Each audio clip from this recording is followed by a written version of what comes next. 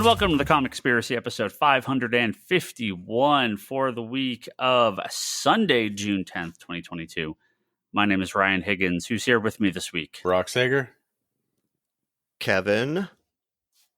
We'll let local guy go first. Scott. This is Scott. Scott's back, and much way too long since we've had him on last. Julian, say hello. Julian, yes, I am Julian from the Nerds Without Pants podcast, returning to the Comic Conspiracy podcast for the first time since the Suicide Squad review. Good Lord. Way too long. Julian, that's Suicide Squad. The first movie, right? Yes, the first Suicide Squad. Oh, wow. Way Well, too you long. certainly have established a trend here so far. That's all I'll say. Yeah. Way too long. He votes for Julian the air reached out and said, it has been too long. I need to be on. Can I be on? And I was like, 100% yes. Yes. Because I would like, see, here's the thing. This is all about Thor, Love and Thunder. And I get accused incorrectly, unfairly, unjustly, of hating Marvel movies, thinking it's all trash, being paid by Warner Brothers to slander them at every possible. Wait, you can get paid by Warner Brothers? Well, I mean, someone's going to do it, right? You're a hater. And I just want to say, look, when we have these movie episodes, I like to have a varied group of people, and especially people that are more apt to like these movies, because it can offset some of the complaints I have about these movies. And so I was like, well, this should be a fun episode. I think I'm pretty sure I knew what my opinion was going to be before I even saw the movie. So I was like, oh, good. Let's bring some people in like Scott and Julian. Some to level balance heads. out. Some level To heads. balance out. Right. Cooler heads, big Marvel fans, big MCU fans to round out this podcast. Let's see how that goes. Because as of right now, we only know Scott's opinion. Well, and it's changing and molding. Yeah, I think I want to, before we, okay, so this is all Love and Thunder, first of all. We're going to do non-spoilers up front, like we always do, and then we'll get spoilers after we kind of all give a quick summary here. I want to do something different. Without giving your opinion on the movie, I want all of us to actually go back very briefly and give our opinion on Ragnarok. Now, I know people listening if you've been listening for a long time, maybe you know our opinions of Ragnarok.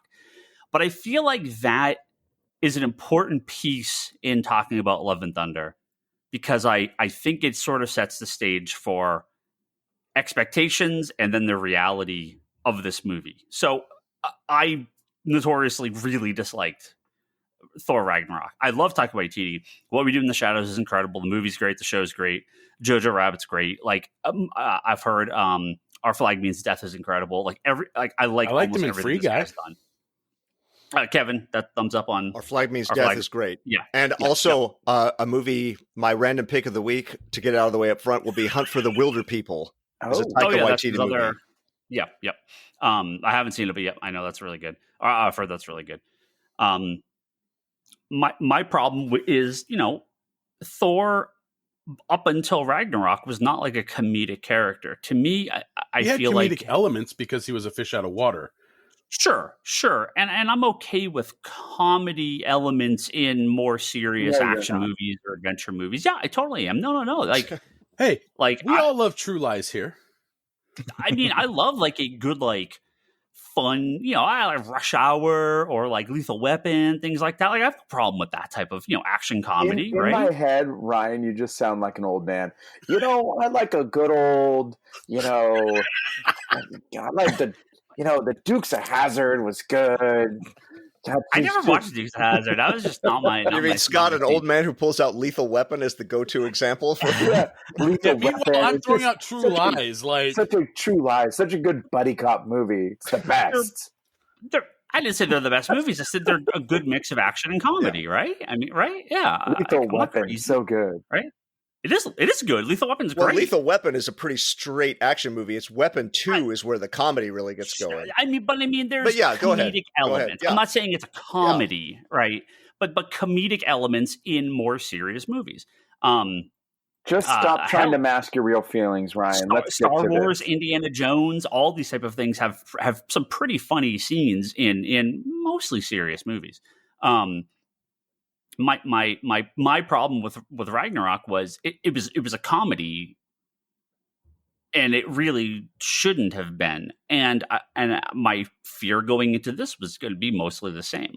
So Ragnarok, which is most people's favorite Thor movie, is by far my least favorite. It's one of my least favorite MCU movies in period, just because I think like it's not the character that had been presented in the previous, 3 or 4 movies. It was a totally different character. And I don't mind doing something different, but it just felt like Guardians 2, Ragnarok, and all these movies since, just the comedy undercuts serious moments and undercuts some of the more interesting parts of the movie. So I went in with this movie expecting an F. So before anyone said anything, before reviews, before anything, I barely watched the trailers because I was like, I'm going to watch Thor, of course, but my expectation is 0. So that was me going in. Brock, one of you, we'll go regular order. I mean, I'm pretty much in the same boat. Like Ragnarok was my least favorite Thor movie, one of the bottom tier on MCU period. There were aspects that I liked in it, but it wasn't enough for me to be like, oh yay, this saves the movie. It was, they kept running from joke to joke to joke versus kind of giving us a good solid Thor movie. Because I thought like the villain was great, but that got undercut by the humor and the like just kind of ridiculousness that came out. So for me, Ragnarok is it's hard. So Kevin. Yep, let's go Kevin. Well, in the interest of diverse voices, Ragnarok is by far my favorite Thor movie. I love the Kirby Lee Thor comics, and that is the closest. The first 2 Thor movies come off to me as like Saturday afternoon Sci-Fi Channel, just like the most bland, down the middle. So is Ragnarok too jokey in some places for my taste? Yes, a little, but I love a big, crazy swing versus just crank out the assembly line, safe, bland. Just, I didn't feel like the character was serviced by the first 2 movies at all. So Ragnarok is top tier. I don't mean top 5, but top half of MCU movies. By far my favorite Thor movie. And I think fondly on it. Yeah. So there you go. Scott. My favorite Thor movie. I liked it a lot. I liked the color. I liked the shooting. And that's when I'll watch multiple times. Had the right mix of humor and action for me. The funny stuff was actually really funny, I thought. So I enjoyed that part of it. So I am a plus on Ragnarok. Julian, same question. Yeah, so let me be very clear that I have liked all of the MCU movies, including Ragnarok, but it is towards the bottom of my list. It's actually next to last, right above Iron Man 2, because like Ryan and Brock, like I really felt that it just wasn't the character. And then also I'm a big Planet Hulk fan, and I feel that they just like squandered the opportunity to do a really awesome Planet Hulk movie. I love the visuals, and I thought Hela was incredible. I thought she was one of the like best parts of that movie. But by far. The more that I get into, because the thing is like the Thor in the MCU made me a fan of Thor in the comics, which I had never read as a kid. So I've gone back and I've now read a lot of those Simonson stuff, and I've read some of the Straczynski stuff, and I read almost everything of Jason Aaron's.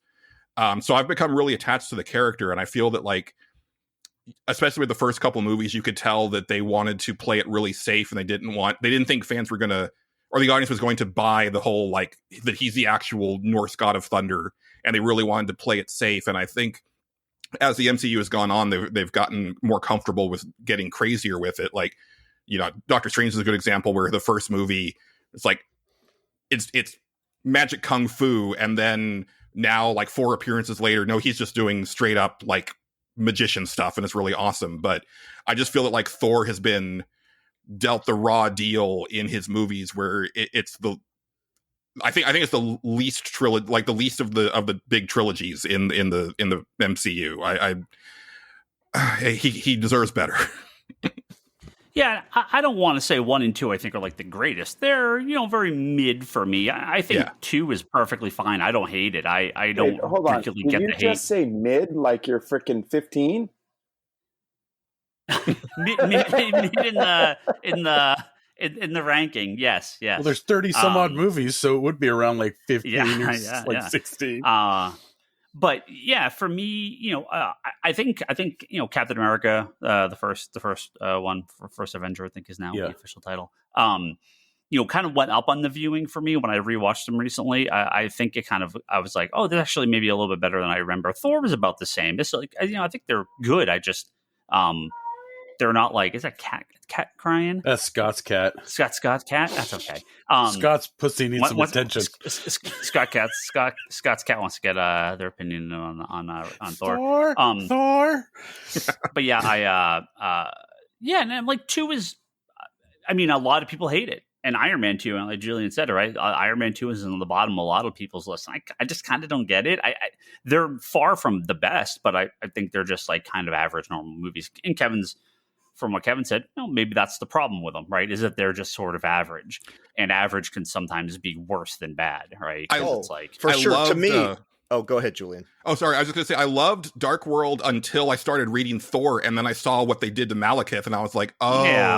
Yeah, he's a very generic villain. The villain in that is the like, it's that's where Dark World suffers is the villain.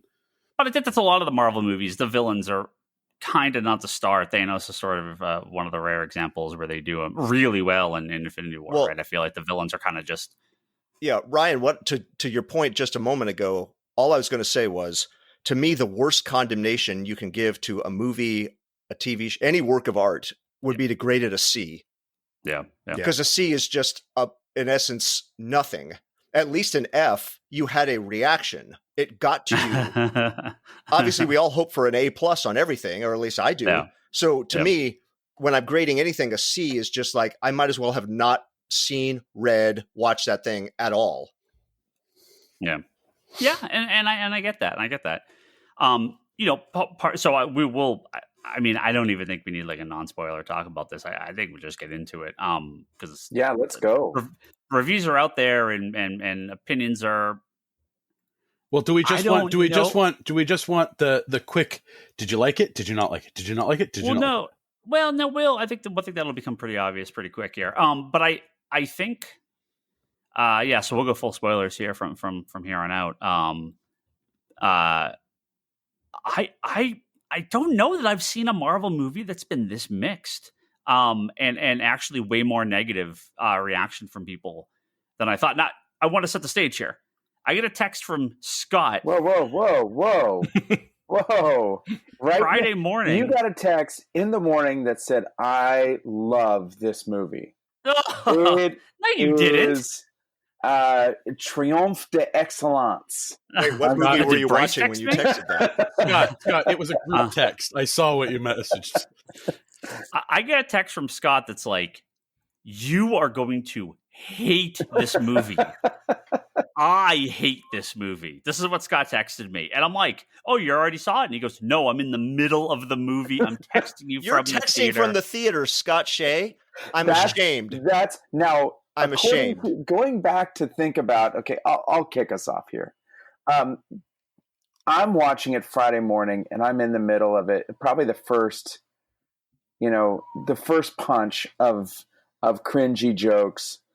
And I'm thinking, and I immediately am thinking about Ryan. Now, according I want to say, Scott, you were also not the only person that messaged me to say, I was thinking about you while watching this movie. So I love it. Of course, according to Kevin, this is a good thing. I have a reaction to this movie that is like, I've never texted anybody in the middle of a movie. It just doesn't happen. But I need to right now because I believe that to quote myself, Ryan, you will hate this with the burning passion of 1,000 suns. I believe that was my quote. Wait, But Ryan, are we doing our roundtable thoughts? I mean, we can Up to you, kind up of a to you. little. Yeah. We can kind of a little bit here because we could do that. But spoilers are open, so you can say whatever you want. I mean, we'll start with Scott. How about that? But Scott, so to your point of view, you did go back and watch it a second time because you had made The more that commitment to see the it. more I go back, and again, the way that the movie is kind of set up, no, you're not going to like it. You just shouldn't. There's a good, okay. The first here, I broke it down the second time I watched it. 7 minutes, awesome, really good, great setup. Gore the God Butcher, wow, this looks great. Then about 70 minutes of, should I leave?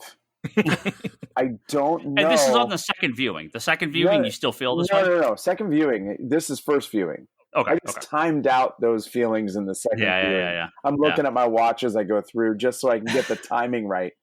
So, like, I can tell Toby, look, stay awake for 7 minutes, fall asleep for 70. No. He can fall asleep at the beginning and the end. He doesn't stay awake in the middle because that's the only part Tessa Thompson's in. So he doesn't care about the opening and ending because she's not in it. That's it. That's what he needs to see. Yeah.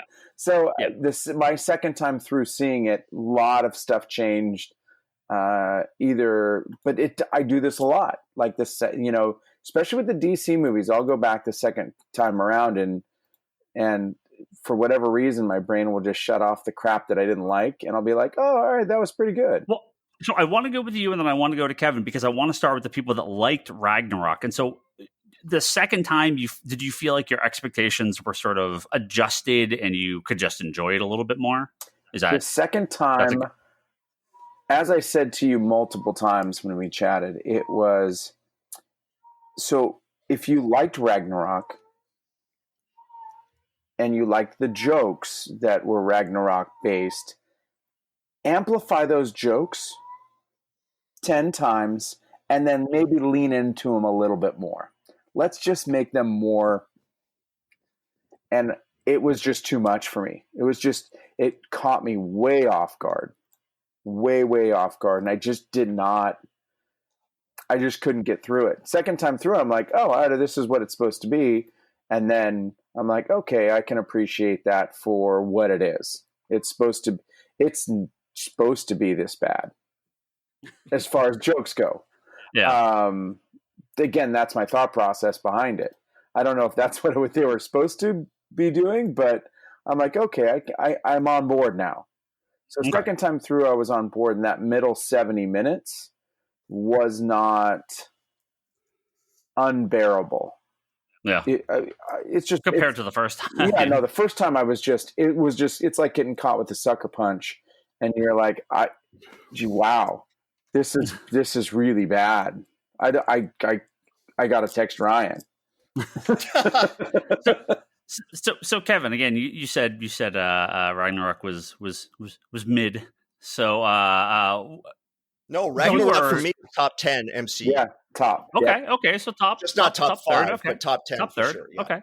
And you were very even keel going into movies. I've never known you to have like crazy expectations, high or low. Like you're not the hardest one. Hardest one that you and I were ever at was Justice League, in the sense of like, because I had a personal attachment way back in a previous lifetime. It was like that was just a little something extra. But yeah. So. Because I don't know anybody else. I just know mine, and I think I know Julian's. Okay. Because I was talking to Ryan ahead of time. So, yeah, give it to us. So the big... Okay, Scott predicted on the text thread that I would hate this, I believe. Yes. I didn't hate it. I felt sad for it. That's even worse. Yes, it was. It was in fact worse. I did have a reaction, Brock. I need to reorder my Thor ranking because I have a new distant fourth favorite And I don't mean it's even close. It's not even a light year close to any of the others. The huge problem with this movie for me is Thor. Because as I'm sitting there watching it, I'm just going to speak for myself. You guys can agree, disagree. So I'm not going to say we, I'm just going to say I can feel the gravity of the movie leaning towards Jane Foster. It's her story. She's the one with the hero's journey. She's the one with the thematic and emotional journey of the movie. But it can't be her movie because you have Chris Hemsworth like a boulder right in the center of it. And there's no reason for him to be in this film at all. This story does not need two Thors in any way. And so every time the narrative got some momentum for her, it was like watching a baby deer on roller skates where you go, oh, it's up, it's going, oh, whoop, face plant. And then it would happen again and again and again. And finally, I just felt sad.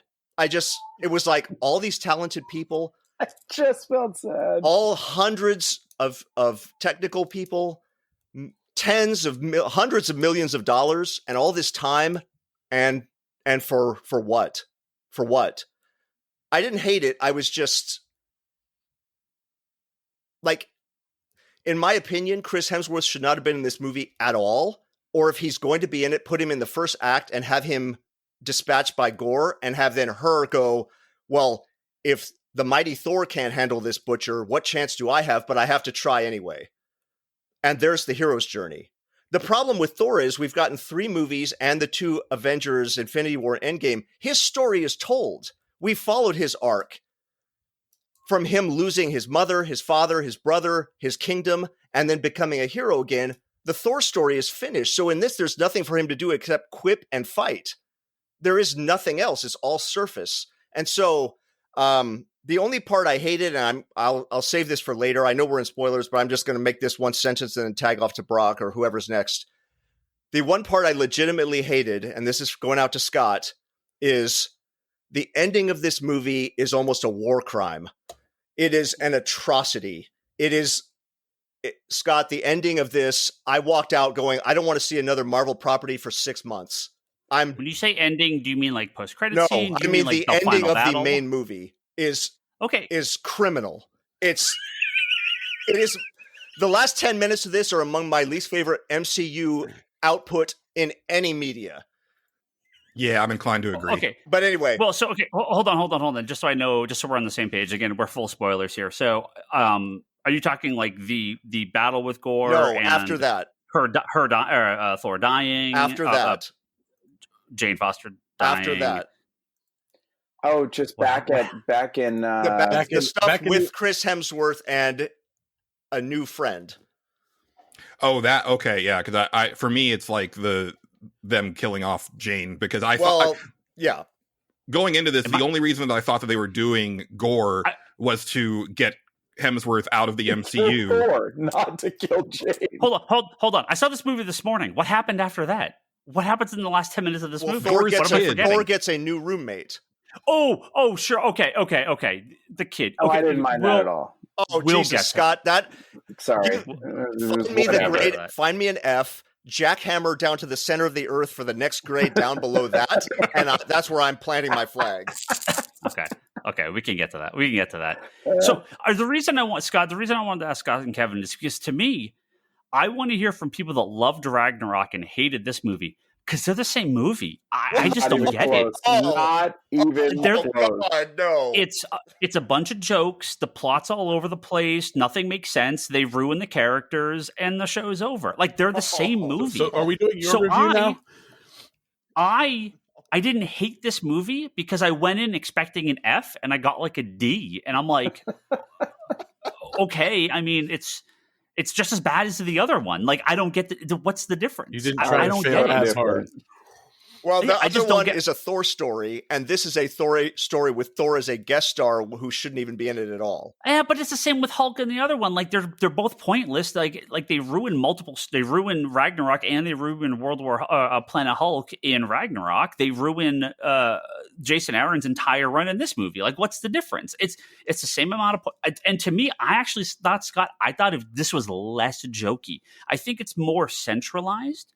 I think for 70 minutes, it was Yeah, it's pretty rough in the middle. Joke and cringe joke and cringe joke. So, Kevin, when it finally got to a serious battle and an end, I was happy that the bad jokes were not there anymore. Well, like you said, Scott, I think I went in by the end of the movie. I went in self-editing the movie as I was watching it, and I was like, well, every time Korg is on the screen, my brain shuts off and I pretend he's not there. Okay, Ryan. Every time a child is on the screen, I shut my brain off and pretend they're not there.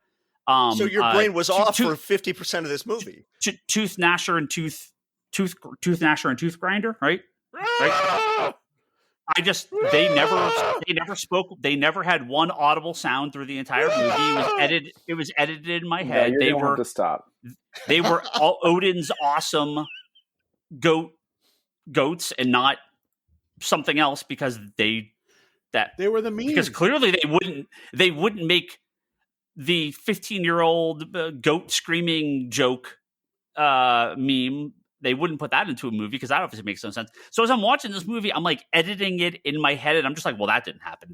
That just didn't happen. Now, Korg's just not in this movie, ruining every scene he's in.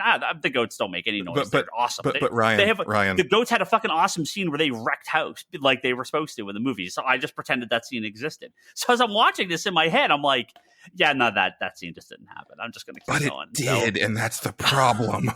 Thank you, Julian. Bring him back to reality. It's no different. What I don't see the difference. It's the same movie as Ragnarok. It's the same problems. I just don't see the difference. As someone who agrees with you on Ragnarok, can I weigh in? Because I don't think they're the same movie. Thank you. I think so. As much as I dislike Ragnarok as a Thor movie, I think it's a good action comedy movie, and I think largely the jokes work if you pretend that it's not supposed to be Thor. Whereas the jokes in Love and Thunder are just, they're like superhero movie bad. They're like a parody of a parody, and Thor himself is like a complete moron in this movie, more so than he was in Ragnarok. And it felt like most of the jokes are like, he's the punchline. And I'm fine with there being humor in a Thor movie, and it's fine to let Hemsworth, be a little funny. But I think the way that you make Thor funny is that he's still like this god, and he's very different from humanity, and that's kind of the thing. Like, I always go back to the introduction of the Impossible Man and Silver Surfer in the Starlin and Ron Lim stuff, because Silver Surfer is like a totally serious deadpan character. But that is one of the funniest comics I've ever read, because it was just Impossible Man doing Impossible Man things for like 30 pages. And Silver Surfer just being the straight man the whole time.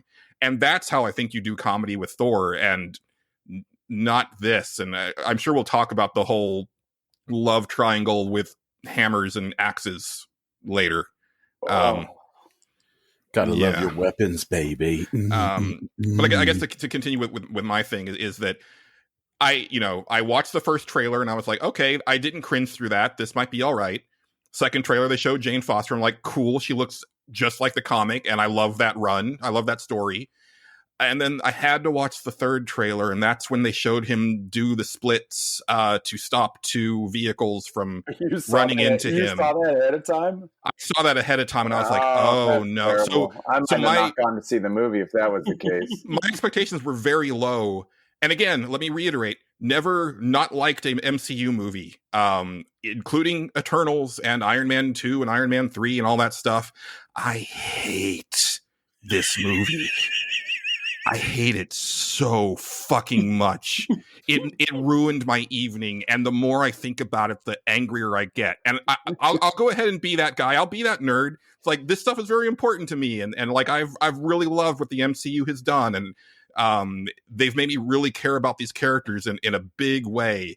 And to me, it's like Taika Waititi just clearly does not give a shit about these characters and just wants to do his own thing, which that's fine, but like, especially like taking, like Ryan said, they took like two incredible Jason Aaron stories and just pissed them down the drain, just threw them away. Like, I feel you do Gore like 5 years from now when Hemsworth has already not been Thor for a while, and it's his Logan. right? Like they do the whole like 3 Thors in 3 different eras thing, and it's like, you know, his last movie, and that could be awesome. Or you just make this a Jane Foster Thor movie with Dario Agger as the main villain, and that would have been great. Well, much like Hela, I mean, she was incredible, and I thought Gore was great. Oh, like, I hate Gore in this movie. Really, see, to me, it's the plot is dumb, but I thought he was very cool. I thought he was a cool villain. Like, it's just the story doesn't really make. I mean, me and Leanne were talking the whole way home of like, well, wait, why does any of these events take place? Why doesn't he just attack Thor ever, just randomly, like he does all these other gods? And Kevin, we got to talk about eternity at some point. I'm sure you were just. But Ryan, by that point, I was just like, you're just He was PTSD. done at that point. But like yeah. So, but I agree with you. I thought Christian Bale was good. The performance was good. Yeah. Whether you like the plot or not, I don't know.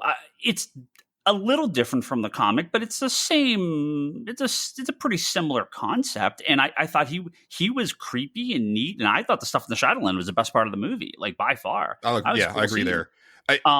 So I love the way that Waititi shot Gore. Like he's genuinely creepy the way that he looks, and it does a good job of like, you know, making up for the lackluster like makeup that they did for him.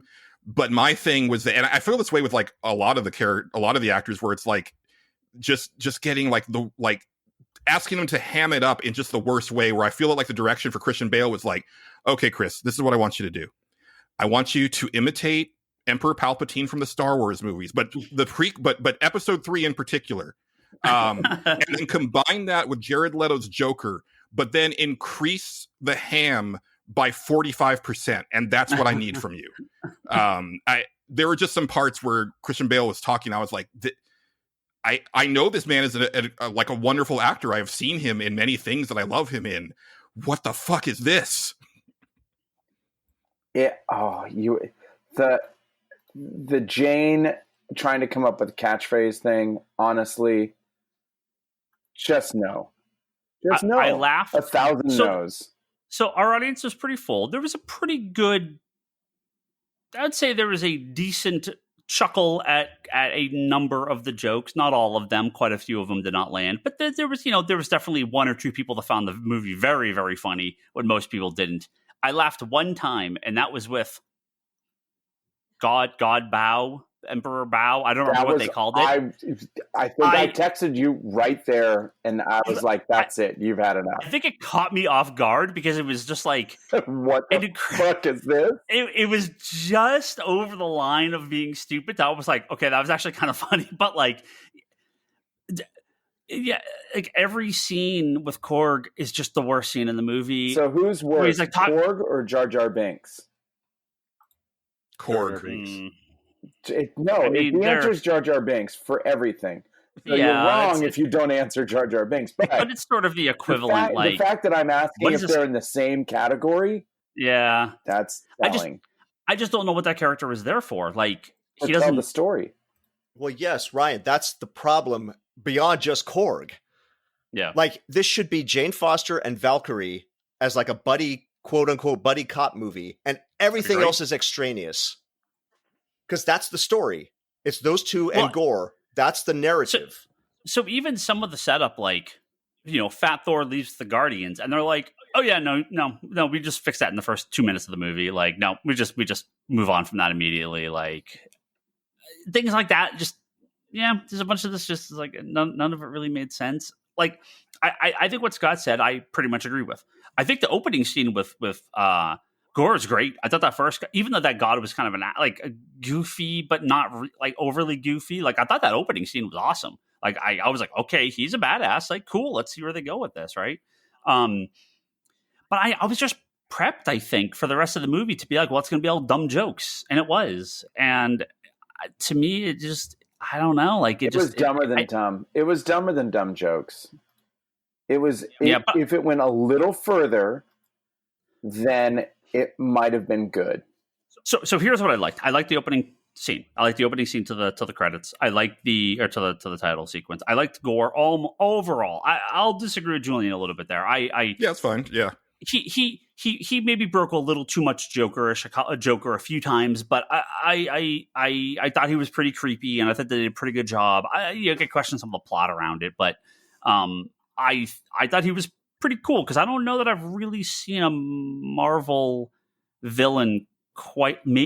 Close, maybe Green Goblin, Vulture. like no, but crazy like that. They tend to not really be crazy? like that. They really aren't sort of that way. I liked Zeus quite a bit. I thought. Okay. So for me, it's Zeus, right? He's a fucking dick. Like he's just an asshole. And I thought that whole there were bits in that scene where I was like, okay, the cheesiness of it is a little much, but I was like, this is I'm okay. I don't like the taking off his clothes. I don't like any of the if I parts ever surrounding it. hear the word orgy in a fucking MCU movie again, I'm going to shoot somebody. Sure, but I thought that was interesting. I like the idea of, all the gods are here, and they kind of are hiding out from gore, and they have all the, all these... Well, weren't they doing that in Aaron's run? Yeah, I think so, right? It was like a similar... They were hiding from gore, right? I mean, I think it's kind of the same idea. So, I mean, it's just, Zeus is a fucking dick. Like, that's great. I love that they kind of portrayed him like that, and I don't know, like that actually, he actually worked for me. I love the stuff in the Shadowland. How did that work for you in any way? That's it's not this scene, but him. I like that take on Zeus because I think it's like, well, that's what Zeus would be like. He's a coward prick. I mean, that's the whole source of these gods is that they're like, they're not really that great, right? And they're not as powerful as they come off. But the whole like Russell Crowe in really bad costuming doing a terrible accent. I was like, is this a preview of Chris Pratt's Mario? Is this what we're going to get? Oh my gosh, it was so bad. And then he does the dainty walk down the steps, and I'm like, okay, the jokes were bad, but I liked. What about the cheesy Thunderbolt that looked like it was made out of plastic? Oh, that was so terrible, dude. Come on. But I kind of. Did you guys think that most of the costumes were bad too? I actually, I have comments about the special effects. I thought the special effects were very poor in some ways, but I liked this idea of playing these gods as like these kind of fake cowards. Like I thought it was an interesting idea, and I to some reason that did not bother me like whatsoever. I liked all the stuff in the Shadowlands. To me, and I like the post-credit scene. I like Hercules. I mean, we're talking about it. Talking spoilers. Right. That was cool. I'm totally down with Hercules. Like I want to see that. But yeah, like it just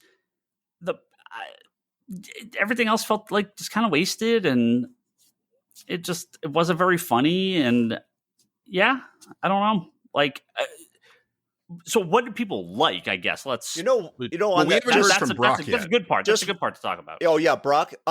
I bet you guys. I'll say this one thing. I bet you guys, if you took Ragnarok and swap out Asgard for Olympus, change nothing else, and made the main character Hercules instead of Thor, I think you guys would love it. Because the character in Ragnarok is like the comic book Hercules, and I think that's what people push back against. Well, isn't that where Love and Thunder comes from? Wasn't that the Hercules story arc? I don't know. I want to say that's what it was. But that's what I'm saying, Kevin. This is also Thor in Ragnarok. It's not any different. They played him way down in Infinity War and Endgame. There was like the Fat Thor scene and him and Korg like playing Fortnite or whatever the hell they were playing. Like, and that scene was stupid. But it's because you hate Fortnite. I just don't see the difference in this and in Ragnarok as far as the way Thor was portrayed. I think it's the same. No, I'm not arguing about Thor's portrayal. I'm arguing Thor shouldn't be in this movie. I'm not debating you on how he's portrayed. They kind of skip over everything with Jane for the most part. If you want to get into like the actual like plot of her, right? They sort of like, okay, she has cancer out of nowhere, right? Yeah. Oh, now she's Thor. Oh, my cancer's untreatable. You know what? all of my training in science and all of the best medicine. Let me go to a book of Norse mythology. That's be my next stop. Well, it was on But the you know stack. what? Of all the movie's sins, we'll just call that a hand wave. Just get the hammer to her. Fine. That's fine. Yeah. Brock, go ahead. What's your take? So my take on this movie, and I was one that did not like was it Ragnarok? This movie is not for me. I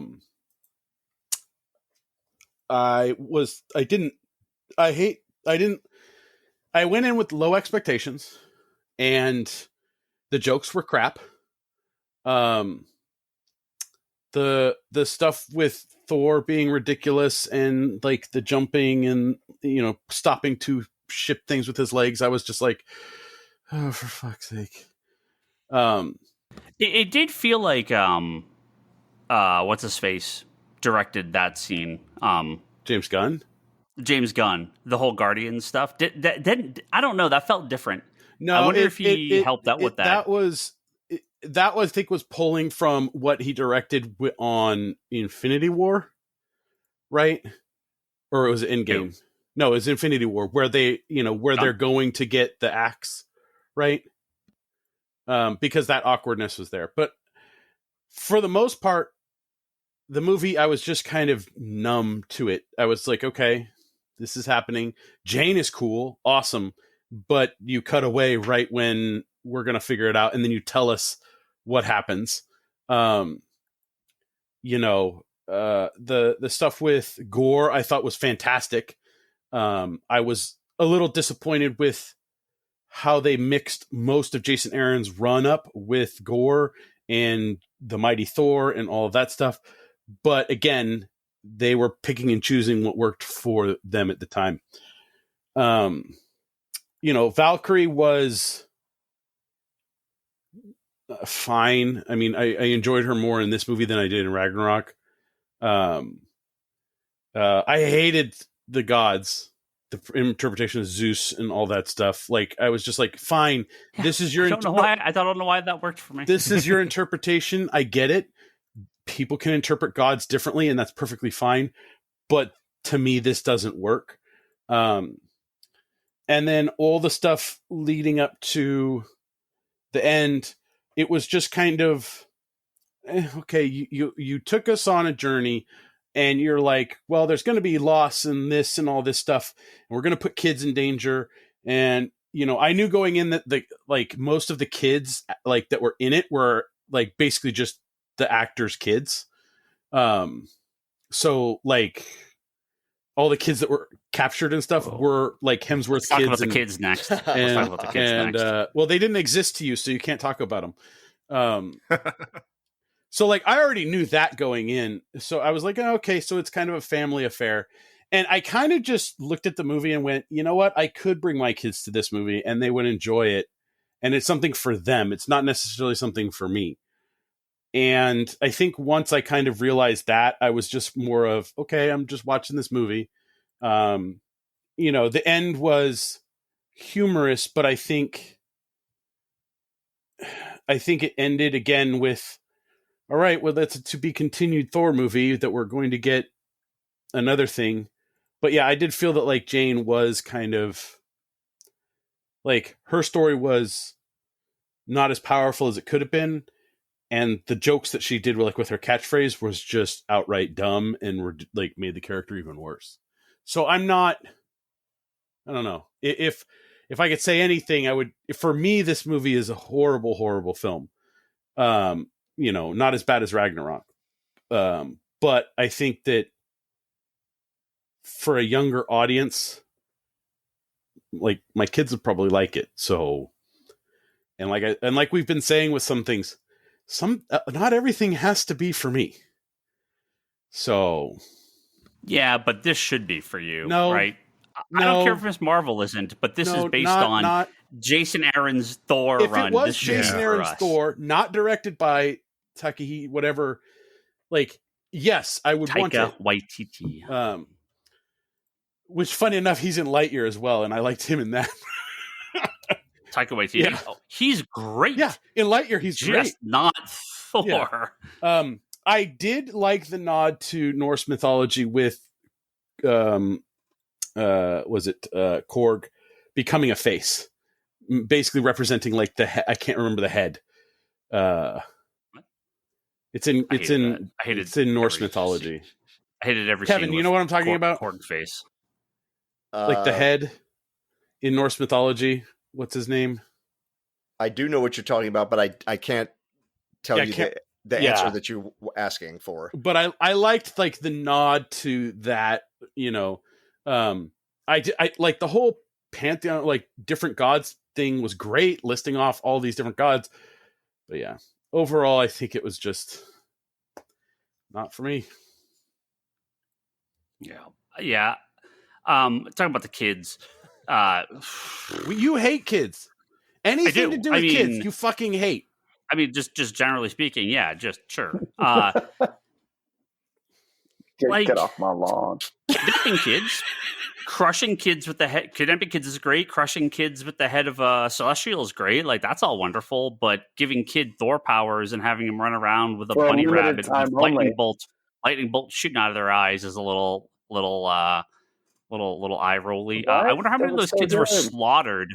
I wonder how many of those kids were just slaughtered by those demons. You mean by those anonymous CG army of monsters? Yeah. Yeah. Never change, Marvel. Never change. God bless you. Keep those armies coming. Kevin, they did change because Thor didn't fight another Thor. That has been your complaint for like the last 3 movies. But he had an army of Thor Juniors at his side for a limited time only. Yeah, I just like okay. But Ryan, I think what you're maybe tripping on is that we had no connection to those kids at all. I didn't care about them at all. Gore might as well have stolen a briefcase full of diamonds, and they're chasing him for that. I was talking to Leanne, and I was like, why did Gore take those kids to lure out Thor? But Thor was there. Right. And he just went around anywhere. He could fight every god randomly wherever they were. So why did he do this? So because he was afraid of Thor's power being stronger than his. He could have snuck in at any point and just stole Thor's hammer or axe at any point. But Stormbreaker was not in a fight with Stormbreaker at that point, so Stormbreaker wouldn't have gone with him. I don't think Stormbreaker would have gone with him either way. Like I don't know. Stormbreaker was pretty brokenhearted that Meow Meow was back. We can. Who would have guessed Scott is the most positive person about the movie on this show? Well, so the other question is like, okay, this is the problem when you bring in these like huge MacGuffins, because it kind of doesn't. It works maybe in a vacuum, but it doesn't work in the larger tapestry of the MCU, because why didn't they just go to Eternity and wish Thanos away? Like, and wish everyone back in Infinity War? Like, if that's all you had to do and be like, oh, cool, we get a wish? Okay, I wish the snap never happened. Like, why are they worrying about going back in time and doing anything? Well, apparently you just walk up to it. Nobody had ever been there before. But that's the thing is, they were just like, they said, if you get to Eternity, you basically get a wish. And I'm like, okay, Gore gets a wish. But then doesn't everybody else who gets there get a wish? Thor could just wish. No, only the first person gets the wish. Yeah, that's how I understood it. What, are you guys not paying attention? They just walked right up. Like, were you guys so sour at that point that you just forgot what the movie was about? I mean, come on. So Eternity in the MCU is a wishing well. No, for the first person that gets to the center. Did they say what that? about the second person? They said it. You know how I know? Saw it twice. I don't remember them saying. First time, I think I missed it because I was texting you about how much I hated the movie. Yeah, I don't remember them saying the first person, but they just like stroll up to it. So like, I don't. First whatever. person to reach the center of the universe. They said Thor, and any Asgardian could have got there at any time, because they would have just walked up and been like, "Oh, hey, the Bifrost. Yeah, okay, cool, we're in." Didn't know where it was, so you can't just say that. But they just knew where it was. Dude, yeah, they just you guys are talking about dumbass semantics when there's so many other things to be complaining about this movie about. You need to just calm down, because this part is not that bad. Kevin, as our resident Silver and Bronze Age fan, Marvel fan here, dude. Eternity, like Wait, tag Scott in on this too, not just me. Oh, Scott, but you too. You both are very big on this. You're the regular resident. Yeah. I mean, Eternity is. I mean, I've read a fair number of books. He's just the living embodiment of the universe. Like he's not a dude. Whatever he was in this movie, like it's a cool visual. He's not a dude. No. But I don't get what they were like. It felt like the scene from Captain Marvel where she goes to the Buddha. Supreme Intelligence. I know. Yeah, like it felt like that. It was same weird. Scene. I just don't give them credit. He does look like that on a comic page. Yes. Well, this has been a common problem. Yeah, you've had a lot of stuff. I'm like, well, you got the look right, but this has nothing to do with the character. I just don't like Moon Knight looks cool, but it's just not Moon Knight. Like Eternity looks cool, but that's not Eternity. Wait, so like, I need our resident 2-viewer Love and Thunder expert here to weigh in on something for me, or maybe any of you other guys, because I feel like I completely missed something. At the end, when Korg is doing the narration and he's saying, Jane Foster, they have the statue of her as Thor, and it says, Jane Foster died saving the universe. And like, wasn't Gore just going there to wish all the gods away? And he even makes a comment about how it's going to be a universe of peace without the gods around and people could just be on their own. She wasn't saving the universe. He wasn't Thanos. He wasn't. Kevin, that's the winner's propaganda. Okay. They can say whatever they want. But my point is, he was never threatening the universe. No. You are correct. Okay, I'm just making sure I didn't miss something. No, you did not miss. I don't think you missed that. I mean, I think if they had delved further into like the original source material, it would have been because, you know, in the original like Gore story, you definitely get the sense that like the gods, you know, in all these pantheons, they actually do things for the people that worship them, and with them being gone, those planets will be worse off overall. And I think like in the far flung future, like things are pretty bad with all of the gods or most of the gods dead at that point. But that's not in this movie. Well, they make the gods seem totally useless by that dumb scene where all the gods were jokes. Well, and that's why I kind of didn't mind it, because Zeus is not worshipped and basically is a joke, right? So like that's why I actually didn't mind that scene, because that, like, if you believe that the gods gain their power from followers, Zeus would have no followers because nobody on Earth believes in that stuff anymore. Well, did everybody like the fact that it was just a really bad version of Gladiator? Yeah, I mean Zeus did he not? did he not just wasn't he there for their entertainment? Well, right. I mean, him putting on this show, this performance, his fake lightning bolt and all this stuff. Like, to me, I actually didn't mind that because it seemed appropriate to how this character would be in this situation.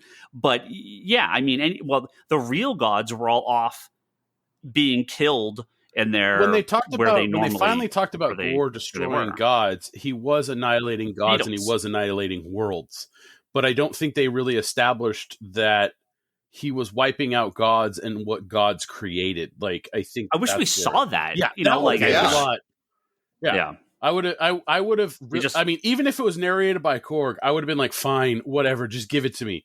Like, yeah, like, we saw the one scene, which was cool, but I'll watch Gore fucking wreck house for 5 minutes on a bunch of alien worlds. Like, would have only taken 5 minutes. Make him a threat, you know, like show what he's doing, because he really doesn't. I mean, I like him and he's cool, but he was just cool.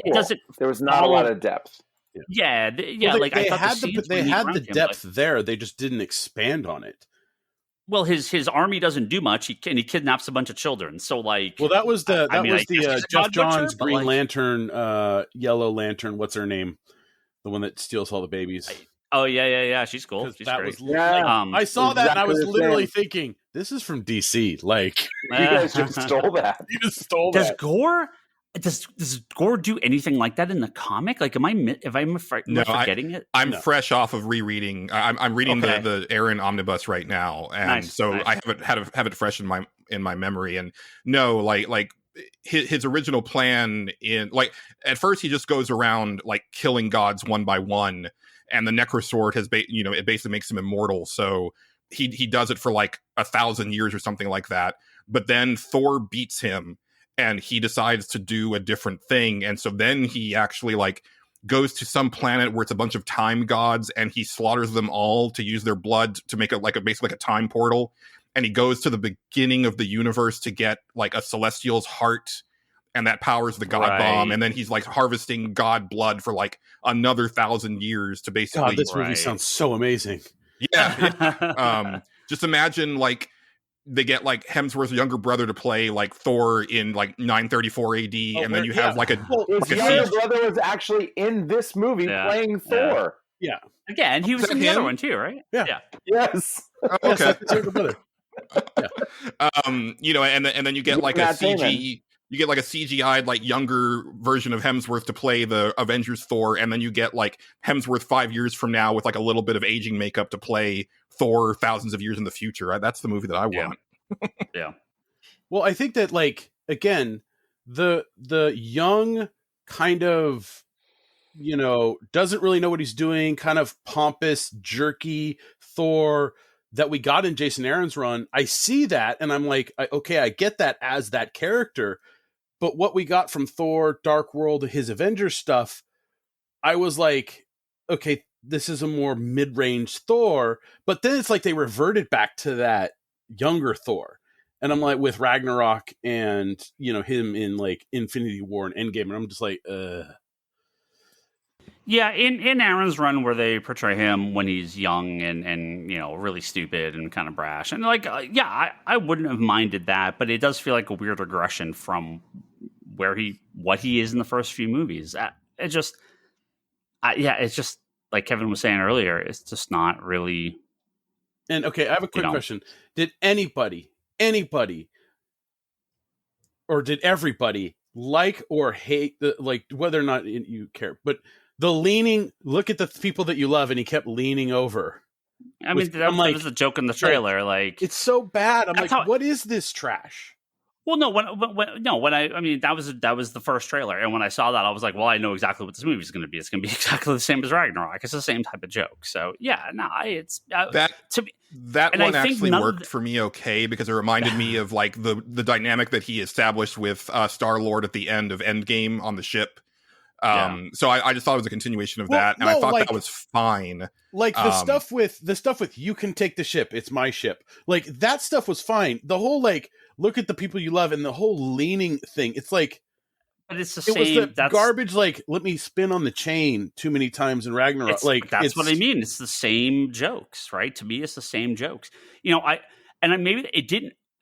Because that's what I was expecting. When I went into the first one and when I went into Ragnarok, I did not expect like a 50%, 60% comedy. I was expecting a normal Thor movie. And so that was why I was like really disappointed with it. So for this one, when, like I said at the beginning, when your expectation is it's going to be an F, it can really only go up unless short of me walking out of the movie theater. Like I never felt like I should walk out because it was pretty much what I thought it was going to be. There's moments I like in it, but it's just, to me, it's just the same. Hearing you guys whine about it, I'm warming to it. Well, Ryan, you had asked like what did we like, and I think that's worth saying, because I don't want to like shit on this movie the entire time. Like there are some things that I liked. Like you said, Julian, I really like all the Julian, you do want to shit on it the whole time. I'm not that tight. I don't like to do that. Like even in like on Nerds Without Pants, right? I hate to do it on games that I really hate. I still try to, talk about some things that are good. And so, just like Ryan, I really liked the Shadow Realm stuff. I thought the way it was shot was really cool. Yeah. There's parts of like the way that Gore was shot that I really liked. I loved the design of Omnipotent City. Like that looked really cool. Can we talk a little bit about the Shadow Realm and how his filming of being on that, it reminds you of the filming of some of his other movies that are not Marvel based. Do you know what I mean? It's the way that he films was really, I mean, again, you've got to get beyond some of it if you're wanting a strict. Well, I liked it for the sense that, like, I respect old black and white movies, especially with how they light them and like the effects that they do. And I know that this was not shot directly as black and white, but I think it was taken into account how it would look because it would be grayed out, right? Yeah, I thought it was really cool. So even though it was a dark place, I felt that this had more the Shadow Realm had more depth to it, even though it had so much darkness, right? Like I wasn't watching Obi-Wan Kenobi and it's a night scene and I can't see shit happening in the whole thing going, there's not even a moon out, people? Like, give me a little bit of light. That is just a problem with a lot of film and movies where they have these like 8K super crazy high def perfect things that they film on, and they forget that most people don't have TVs like that. So like I've seen way too many shots where I'm like, I'm in a bright sunlit room, I can't see anything going on in the scene. There was a couple scenes in Obi-Wan like that. Like, and I watched Obi-Wan normally in the afternoon evenings with my roommate, his kid, my kids. And it's like I have a 4K TV and there was times I just couldn't see what was going on the screen. But here during Love and Thunder, I'm like, I could watch this at home during that time and see those things on the screen because they didn't like absolute like darkness, everything. They knew it was going to be a darker realm, but they didn't just like absolute black everything. Right? Or make everything completely and utterly, just darkness and you couldn't see it.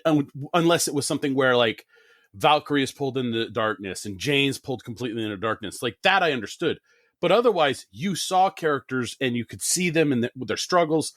Yeah, I don't know. I thought it was shot really well in that scene.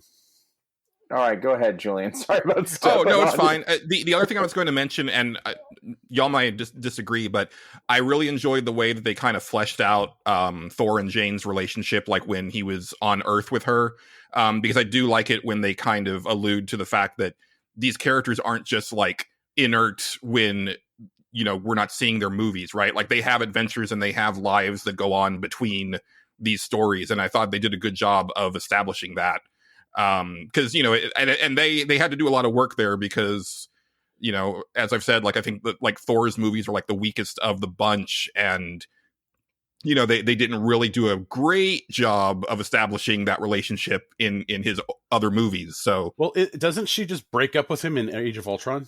Like, isn't she just broken up with him at that point? No, he talks about her like being off at a conference, and he's actually talking about how awesome she is. And which one is it where he goes, "Oh, we're broken up"? That was Ragnarok? That was? Yeah, I thought they did it in like Avengers. No, I'm pretty sure it's Ragnarok where it's like a throwaway line, like he's like, yeah, we broke up or whatever. Because they never show them break up. They're just not together anymore. Yeah. I like that Darcy was there for, a little bit because I'm Team Darcy. The second she shows up, Leanne turns to me. She's like, I forgot about this lady. Fucking hell. I'm one of those ones who wants the Agent Woo and Darcy show. Like, that's me. Meow, meow. Yeah. I don't hate her, but it's just whatever. Yeah. I have very no opinion either way.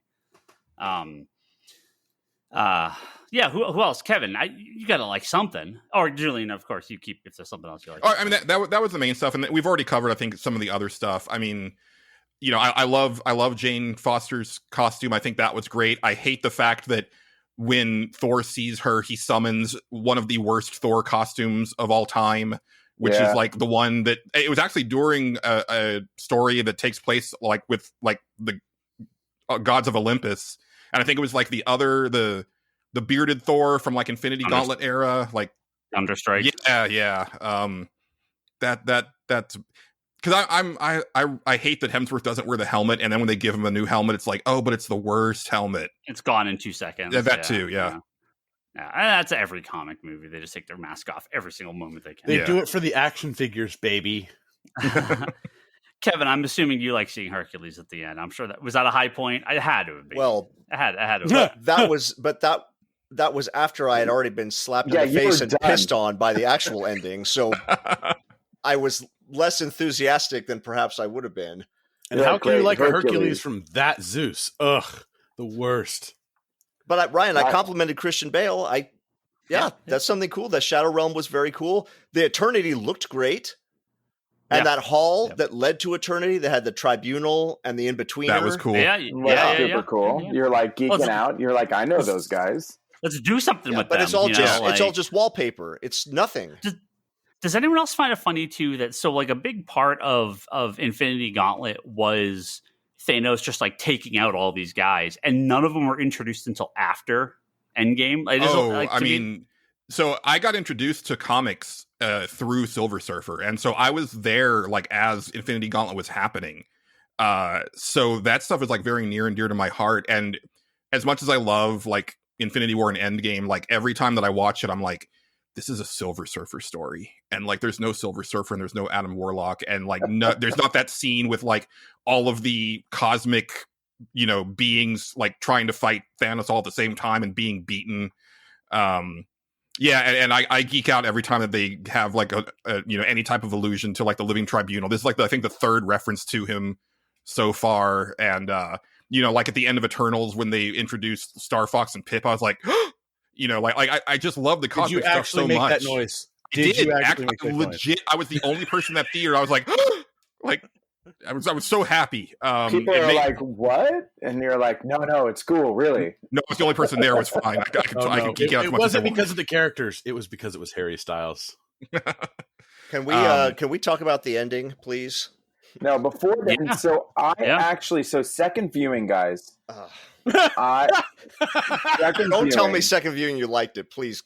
No. Second viewing, the relationship between Thor and Jane at the end, for whatever reason, I got it. Like it connected. You're like I felt emotion for Thor's love for Jane on the second viewing in that last scene when they were fighting Gore. Like when she shows up and he's like, no. So for whatever reason, second viewing, that spoke to me somehow. I don't know how it got to me because I missed it the first time. But second time through, for whatever reason, I don't know if anybody else felt that, but I thought they did a nice job with that. Felt it there at the end. I think that's one of the big problems with this movie is that it's so constantly jokey that when it tries to be sincere, it falls completely flat. Like even the scene with them, like on the way to the Shadow Realm where she tells him that she has cancer, it's supposed to be this big weighty scene. And then it's like completely destroyed by Korg.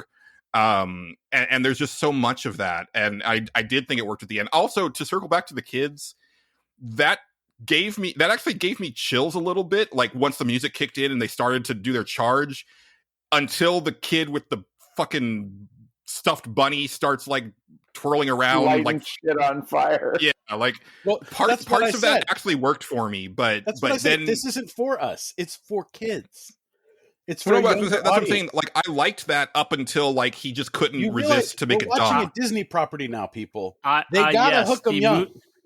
The movie about a woman dying of cancer, orgies. Orgy, like seriously, the scariest villain they've ever done. Yeah. Don't need. Well, they're trying to make a movie that we would have watched as kids, right? Like, our generation would have watched and been traumatized. What was the deal with all the Guns N' Roses? Like, I'm not hating on Guns N' Roses. Like, I like them, but it's ripping off of Peacemaker. Like it's the Peacemaker, Suicide Squad. It's ripping off that James Gunn thing. He did the same in the last one. Yeah, but that was one song. This was like a half of an album. Yeah, it was like the whole album. You're like, really? Guns N' Roses needs some money. Although there was some Ronnie James Dio in there that was pretty good too. I'm not gonna lie. Immigrant Song is one of the greatest songs of all time. I just don't need it in my Thor movie. Guns N' Roses is amazing. I just don't need it in my Thor movie. Like it fits in. I'm glad there are no assault rifles in this one. Some scenes are fine. Kevin really wants to talk about Thor having a daughter. He just keeps bringing it up. It must be his favorite scene of all time.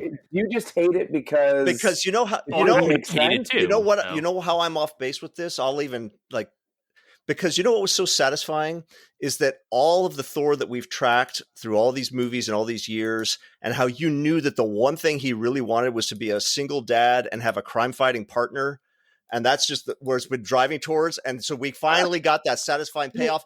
Oh, wait, that's right. It was never mentioned. It was never hinted at. It's just something they pulled out of their ass because Thor's ending was leaving with the Guardians. But because you undid that ending at the start of this, you have no ending for Thor. And so, well, we've got him here. Jane's dead. We're ending with something. So what can we do? How about, I would have been more happy if he'd ripped the skin off his face and it had been Loki the whole time. At least that would have been consistent with what we know. Him making pancakes and then going out to fight bad guys with this child who he doesn't know, we don't know.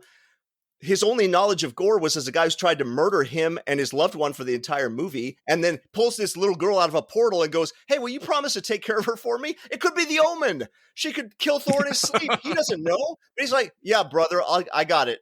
I'll raise her. Like, what is this storytelling? It's nonsense. And so I went from just feeling sad to actually feeling pissed off.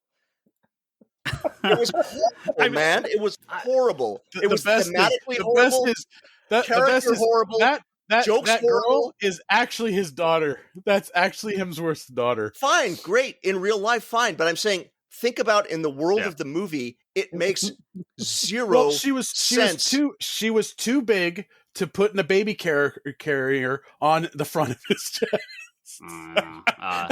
That's the worst scene. That's the worst part of that opening scene where I was like, well, I know where this is going, or where his mom's got him in a baby Bjorn, a little baby hammer.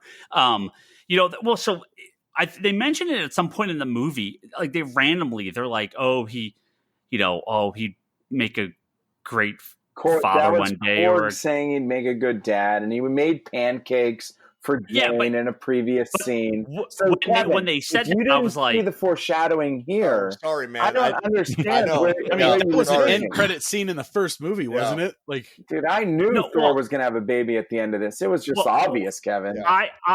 I was like, okay, they're setting up that Thor and Jane are going to be a thing, and they're gonna. Jane's dead. Then she'll have a kid or something like that. Like that's what I was kind of thinking at some point. Like, okay, they're setting up that he's gonna like settle down with Jane. Okay, and then I'm like, okay, I'm just gonna kill Jane and give him this random evil kid. Okay, sure. I mean, it makes as much sense as anything else in the movie to me. Like, which is zero. Right? Yeah. I'm still legit shocked that she dies in this movie because I thought for sure that we were building up towards. Sam Wilson, Captain America, Jane Foster, Thor. In like a new Avengers movie. If we got that, then her and Sam would be making out. Well, and that's fine. Julian, imagine my surprise because I haven't seen any trailers for this. Nothing.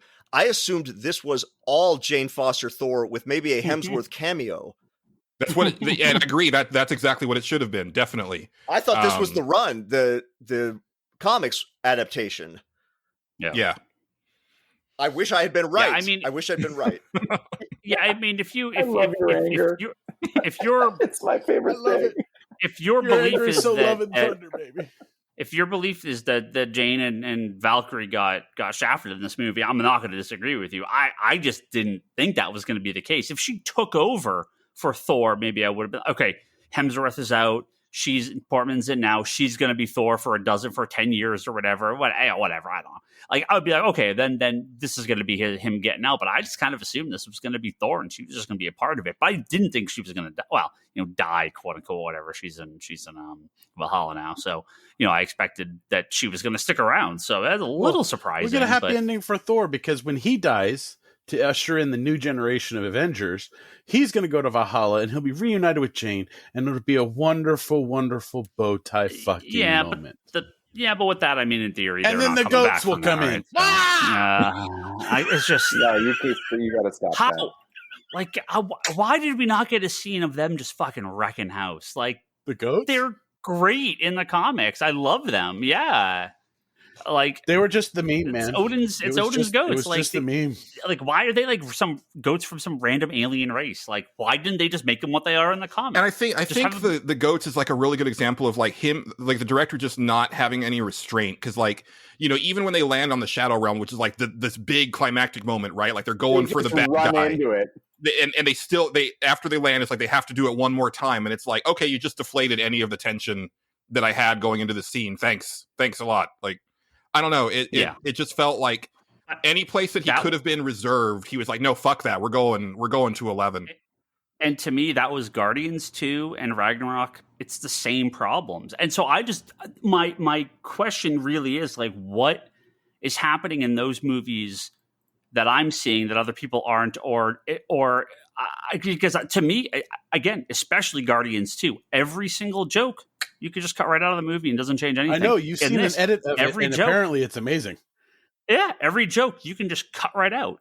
Like, they're all just superfluous. It doesn't matter. They're not funny. They don't really move the story along. You know, yeah. Well, isn't that story to get from joke to joke? In a comedy, yeah, not in this.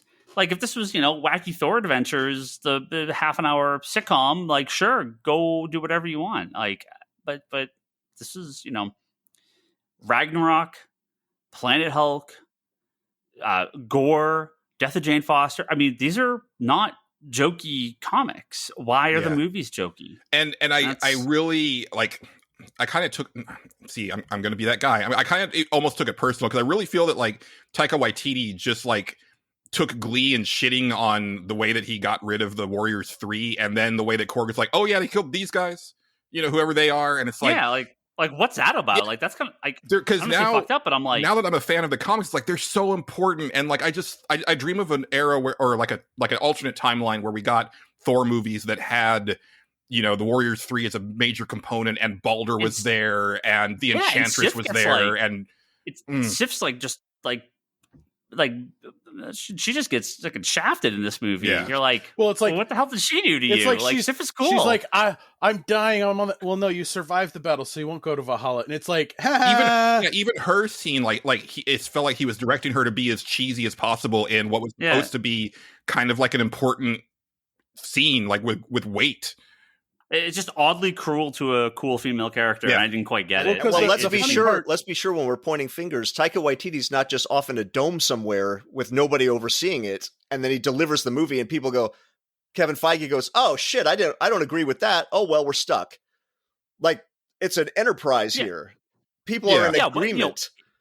Imagine Thor, Lady Sif, and the Warriors 3 fighting Thanos like an Endgame, or like in Infinity War, and like, okay, look, if Thanos wants to kill him in that, and you can resurrect him down the road or whatever, that's fine. But they go like that's horrible. That's one of my least favorite scenes in Ragnarok, because they just go out like punks. It's like, and he never even gets a chance. Like, he never even acknowledges their deaths. Like, there's not a scene of Thor mourning these people that are supposed to be his closest friends, his greatest friends. Right. Yeah.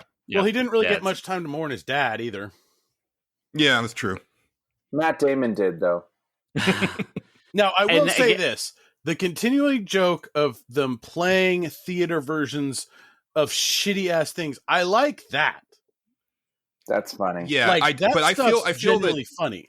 I feel that Love and Thunder is like the whole movie is them acting like the mock play. Like that's the Like, I felt that everybody was giving like just the cheesiest performances. I don't. Yeah. I just didn't like the costumes very much. I didn't like. There's a lot of stuff that I didn't like about just the look. There was a couple things, but for the most part, didn't like the look of it either. Well, I noticed there was a few points where I thought the effects were particularly bad. There's a scene where the Guardians are fighting at the very beginning where it was just like way over CG'd. Like, all the people, they looked really off. There was a couple shots pan where shot, right? Like at the beginning of Guardians 2. Yeah. It was that pan shot. Where they were showing I hate them all. that opening scene in Guardians 2. I mean, like, it's supposed to be cool, but the graphics, I'm just like, okay. No, but I mean, the special effects are just so much a part of these movies. When they're bad, they really kind of stand out. And there was a couple scenes I thought were like, I guess kind of cheaped out on this a little bit, because some shots that looked great. Like I said, Ryan, second viewing, you got to go see it again. I'm wondering. I'm telling you, Kevin, you're going to love it. I'm wondering. I will go see it a second time with Higgins. That's my only offer. That's my offer. So I rewatch these movies a lot. Like, I own them all, and I've done like full watch throughs, like probably like 7 or 8 times at this point. Like, I've seen most of these movies like in double digits.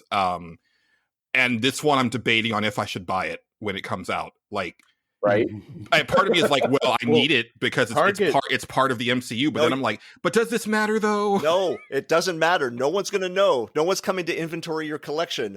Be strong. Nobody's gonna know. Well, Somebody's gonna be flipping through In the his honor of garage sale Daenerys when he's going there. Targaryen, in honor of Daenerys Targaryen, break the wheel, Julian. You don't have to. You don't have to be a prisoner to this. There's a reason I buy all these $9.99 Black Friday Blu-ray deals. So that's when you pick it. That's when you do the pickup. Yeah, but I pre-booked the Steel books. I think Julian, what's if going to you happen don't if get you it, do not? Yeah, somebody's going to be at a garage sale and they're going to be like, no, "Dude, this guy there's doesn't going to have be a Love hole and in your Thunder. collection. I'm not getting any of this he stuff." called And himself you'll a know fan, and he doesn't have one of the movies.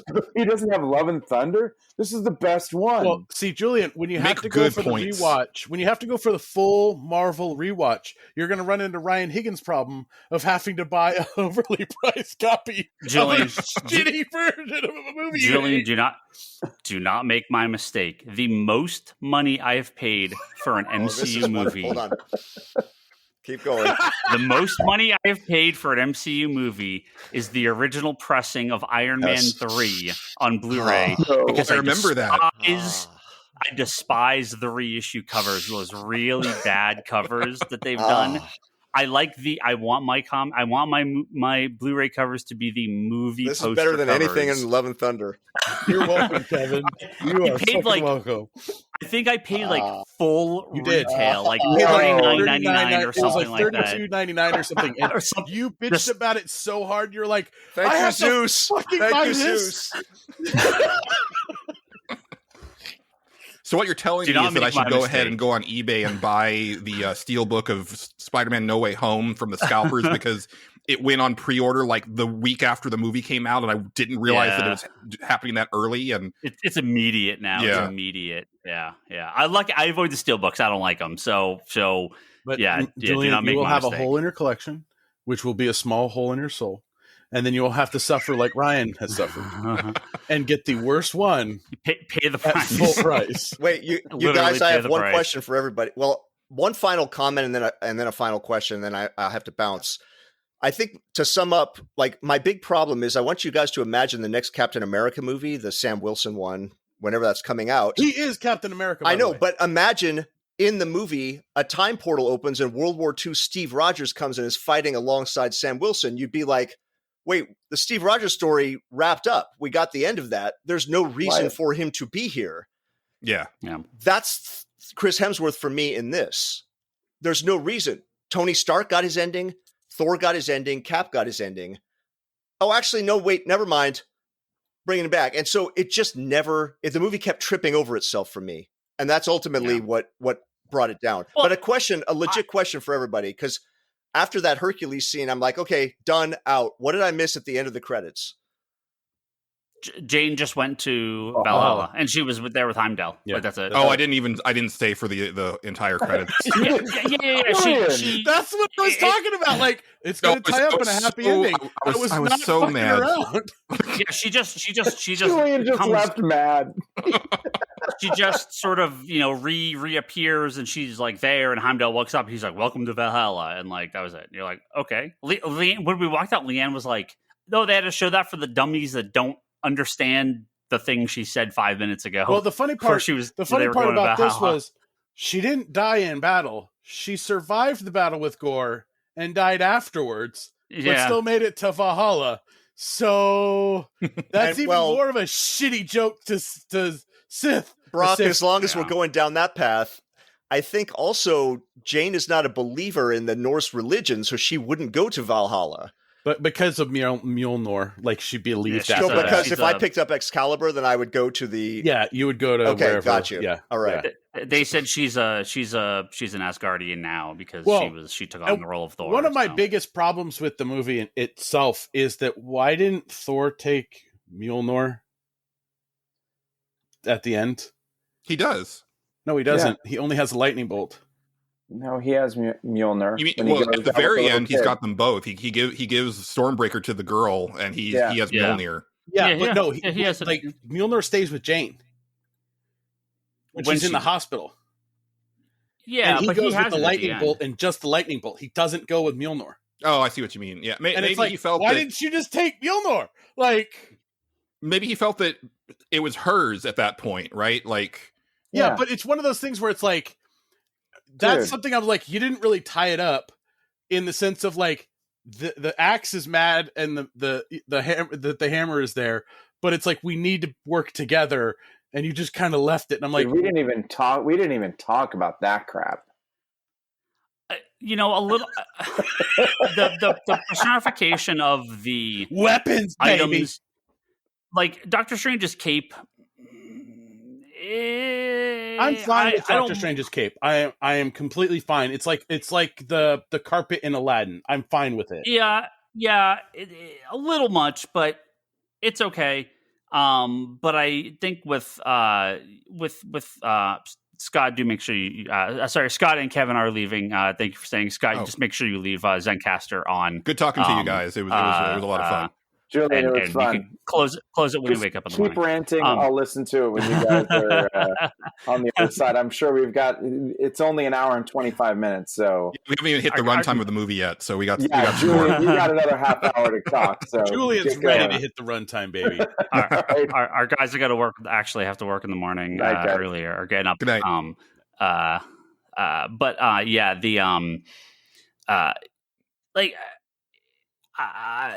The hammer, him kind of like, oh, gotta kind of, make, oh, sorry, oh, it's my ex, I know. Like, again, it's just the joke, like, once would be funny. Yes. Or the first time, goats. The first time was all right. And then by the third time, I was like, okay, you need to stop now. If the goats were freaking out and he was like, oh, we're going to cook them for dinner or whatever the hell he says, and then they stop and they never do it again, I would have been like, okay, that's fine. But again, it's just, there's a rule in comedy, the rule of three, right? You do something 3 times and it's funny. When you keep doing it over and over, it stops being funny, right? Yeah, they did that with Baby Groot in Guardians 2 with all the stuff not getting Yondu's goes too long. Right. Like, he's spinning around on that chain one too many times. Yeah, it is. There is stuff that it can be funny as you kind of keep going, and it could kind of like roll back around. Like, comedy is very difficult. I understand this, but Julian, kind of like we said, like if your goal is to just like shit on something, and that's funny to you. I mean, maybe it's funny to some of the audience, but it's like, I don't need to take this stuff seriously, quote unquote, but I want the movie to respect my time and respect my intelligence, and just try to be something that an audience can enjoy. And I feel like with this, they're like, well, we're going to just hammer on them, no pun intended. We're going to just hammer on these jokes, and the plot is sort of just there. And again, I felt Guardians did that. They got in the way. I felt like that in Ragnarok. So I didn't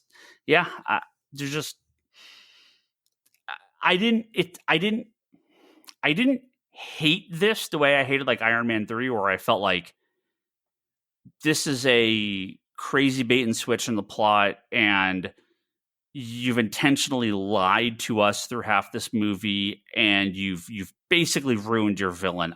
I feel like this doesn't do that, and that is that's why I really hate Iron Man 3. This has a good villain, and it's just you carried over for us the crappy Thor into this. I think, and so it's just like whatever. The tonal problem of Ragnarok, of Guardians 2, of Age of Ultron, like there's awesome stuff in Age of Ultron, and then there's just an absolute like mess of Ultron. There's really cool stuff in Civil War, but the plot doesn't make a lot of sense. The villain's really bad. So like, I think when there's like, for me, like, I don't know, like Ant-Man is funny. There's very funny scenes in Ant-Man, but the movie just kind of, the comedy is sort of baked into the character, and it doesn't interrupt the flow of the movie. It's a comedy heist movie. right? Yeah, Like and that's there's definitely basically what it comedy is. in the new Doctor Strange. I think there's really good comedy in the new Doctor Strange, and Sam Raimi does a great job of making like that dark comedy work within the. Actually, that's a good question, Julian. I have no idea. What do you think of Doctor Strange? Because it's very disliked among a lot of MCU people. So I guess I can kind of understand where some people are coming from, but I watched it twice in the theater, which is hard for me to do these days with the pandemic. Mm-hmm. And the second time coming out, I was like, "This is the new number 3." I fucking love it. It reminded me how much I love Sam Raimi as a director, and I love how weird it got. Like it reminded me a lot of like Jason Aaron's Doctor Strange run, just as far as how like bizarre a lot of the stuff is. No, it really worked for me on almost every level. Like really no complaints. And yeah, it's got jokes in it, and it's funny, but like you said, it is a darker type of, a lot of it is with like, the weird, like darker side of Doctor Strange. And the character himself it's not like he's like all of a sudden like yucking it up, like he's still got his like sarcastic quips and stuff like that, but it's not like he doesn't make it, his character is not completely virtually different. Yeah. Like, and he's it's not like he every regrets. joke. Yeah. Right. Like, and I think if Wong was in the background of every single scene making fun of the scene, right, you'd be like, what is going on here? Like, this is where you bow. And I think this is where you bow. Yeah. Right. Well, like you could get there could be some element of comedy and humor in these movies. I have no problem with that, but so much of this just didn't work for me. But again, I went in expecting it, so I don't hate it because I sort of figured this is what it was going to be. So I am much more surprised by the hate from people that loved Ragnarok. I am too. I think what it is I think because there was a lot of polarization from Ragnarok, because you even see it with James Gunn from his after Guardians 2, like when he did Suicide Squad, he did not have that humor gauge turned up. Like Peacemaker is where he kind of turned it up a little, but that character allowed him to turn it up. Right. Like, yeah, I think overall, Guardians 2 was pretty well received and Suicide Squad, I think. No, like I'm like, those people didn't like the comedy, but like the negative, like most of people's complaints about Guardians 2, you could see James Gunn took that into the rest of his work. Right. Like I can't overdo the jokes. I can't overdo this. Yeah, right. Like maybe there's some stuff that's kind of held back, but like, this one, I could definitely see where he held back on it. And there was an article I saw on Twitter, sometime after I watched it, where it said people are already screaming they want the director cut, and I'm like, I don't want that. I don't want more of this shit. I don't want any more jokes. Nothing. The Guardians 2 and Peacemaker feel so crazy that they're by the same person, because every joke in Guardians 2 I feel undercuts the seriousness of the scene. Every joke in Peacemaker is a character, it's a character trait that shows the level of kind of despair in the character, because he's hiding behind this wall of manliness and dick jokes and stuff like that, and then you get to the real serious stuff, and that shows the kind of the real humanity behind these characters. I didn't get any of that in Guardians 2, because what would happen is every even remotely serious scene was cut off with a joke, and then you never get back to it. They never really expand on that. And it took so much away from the Yondu, being the father figure for Star-Lord. And like it took so much away from that by the end of the movie, you're like, well, he had a dad, but I think the biggest problem with Guardians 2 is that the characters seem completely different from the first movie, and I feel, because I think James Gunn wrote the Guardians stuff that was in like Infinity War. Is that correct? Because in that they seemed like they were back to normal, like. Drax was being like his normal, like back to like his kind of more somber, like I still love the invisibility scene, they seemed more like in line with that first appearance. And I guess really, to your point, Brock, we're going to have to wait until Guardians 3 to really see what he does. And I was surprised to see Batista in this because I thought he had bounced. He's out after 3. He's out after Guardians 3, okay, right? Yeah, as far as I know, I think the contracts have gotten more. There might be cameos. We need you in, or I think he said he's out. I mean, I think they're all done after 3. We're getting to some weird times in Marvel because everyone's gone except for really Chris Hemsworth. Doctor Strange, Ant-Man. Okay, so but they got to be wrapping up soon. The fact that they show like the Hercules at the end, which I thought he looked great. Like I was like, oh, that's fucking Hercules. Yeah, fine. Yeah. Does this mean we're getting a Taika Waititi trilogy? Is that what's happening? That's probably what's going to happen. I would assume. I mean, this movie's made $300 million opening weekend. Yeah, he's doing one more. Yeah. Okay. Yeah. It said Thor returns at the end of the movie. By the way. Okay. Yeah. So I would just assume we'll get one more with him and Hercules, right? Yay, which more again, screaming goats, baby. I mean, I love Hercules. And now that is a character, like Kevin said earlier. Like this feels like Hercules. Yeah, just this drunken oaf that's out there, just beating the hell out of shit and sleeping with women and being a total dickhead and like. I have no problem with that character because that's the character. That's fine. Yeah. This isn't Thor. This is like the story arc I was thinking of was called Love and War for that incredible Hercules. Yeah. I mean, Hercules and Thor fought 100 times. Yeah. Like so. This is real comic stuff, and I'm totally down with Hercules being in it. I'm super excited, but I am also very prepped for what the movie's going to be because I just assume it's going to be the same. Yeah. So I don't know. That's it. Are you sure? I hope. You're sure there's nothing else? If you were listening to this podcast, maybe you liked Love and Thunder more than we did. Maybe not. I don't know. Did you look at the Facebook thread or? It was some liked it, some didn't. Yeah, I mean, I saw a lot of people that were like, I saw a lot of comments online from just general reviews that were like, it's a comedy. That's why wouldn't you like this? It's a comedy. I'm like, well, I don't want a comedy. I don't want Thor to be a comedy. Thor's not comedic. Like, yeah. So why do you make a serious movie? Why does it have to be a comedy? I will do something I have. Well, I did this weekend after I saw the reviews were very mixed. I will visit Rotten Tomatoes for the second time in years. Because I usually just see it from other places, but I will actually visit to say right now. Rotten Tomatoes is sitting at a 68% on Rotten Tomatoes, which is very low for a Marvel movie. What did very Ragnarok low for a Marvel movie? Oh, it has to be like a 90 something. It's funny because like after Ragnarok, like I felt like I was going insane because of like how over the moon people were for it. Oh yeah, and so now I feel similarly insane because now people like there's a lot of people agreeing with me on this one. I'm like, wait, but but like Ryan said, it's like, but it's so much like Ragnarok. Like I don't, like I can disagree on the finer points of how they're similar, but it's still a lot of what was in Ragnarok, and so I don't know why this one is a lot more mixed.